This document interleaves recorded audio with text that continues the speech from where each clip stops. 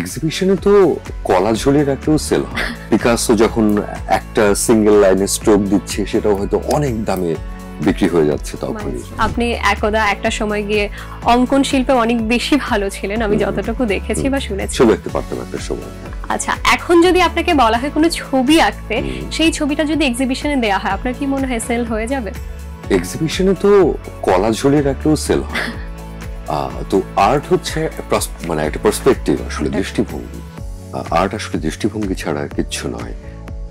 মানে আপনি যদি চিন্তা করে দেখেন যে ভ্যান গগের প্রথম ছবি বিক্রি হয়েছে তার মৃত্যুর পর, আবার পিকাসো যখন একটা সিঙ্গেল লাইনে স্ট্রোক দিচ্ছে সেটাও হয়তো অনেক দামে বিক্রি হয়ে যাচ্ছে তখনই।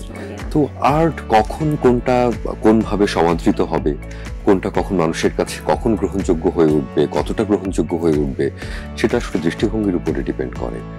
বাট আমি এই মুহূর্তে ছবি আঁকলে হয়তো এক্সিবিশনে দিতে চাইতাম না, কারণ আমার মনে হয় যে এই মুহূর্তে আমি খুবই রাস্টি। আমার আরো প্র্যাকটিস করা উচিত এখন যদি ছবি আঁকি।